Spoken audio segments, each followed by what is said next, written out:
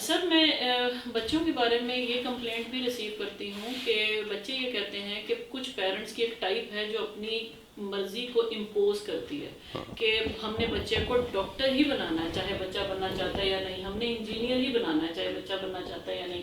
इसमें आप पेरेंट्स को, वालिदैन को क्या गाइड करें? बेटा, मैं समझता हूँ कि बच्चों के ऊपर उनके जो प्रोफेशन की सिलेक्शन है उसे बच्चों की सेल लेना बहुत इंपॉर्टेंट है। ये पेरेंट्स बहुत रॉन्ग डिसीजन कर रहे होते हैं, मिस्टेक कर रहे होते हैं, ऐसा नहीं करना चाहिए। अलबत्ता बच्चों के पोटेंशियल को ज़रूर देखना चाहिए, बच्चों का पोटेंशियल क्या है। अगर बच्चा अपने पोटेंशियल के एतबार से सही डायरेक्शन में जा रहा है तो फिर लेट देम गो।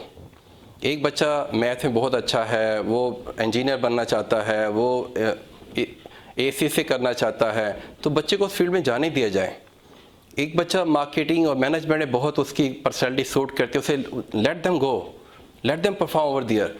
जो बच्चे साइंसेज में अच्छे हैं और डॉक्टर बनना चाहते हैं, उनको डॉक्टर बनने दिया जाए।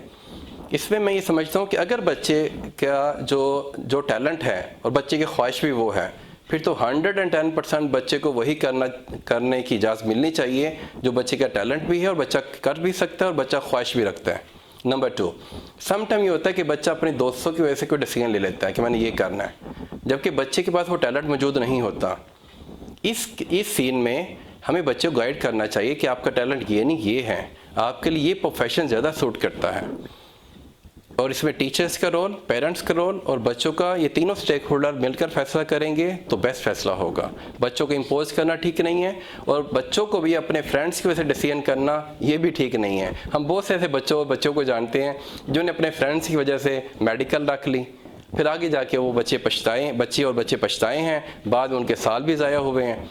इसलिए ये फ्रेंडशिप को छोड़कर अपने टैलेंट को देखकर कि अल्लाह ने आपको क्या टैलेंट दिया है, क्या ख़ास दिया है, उसको जानना, फिर उसी फील्ड में जाके आगे एक्सेल करना बहुत इंपॉर्टेंट है।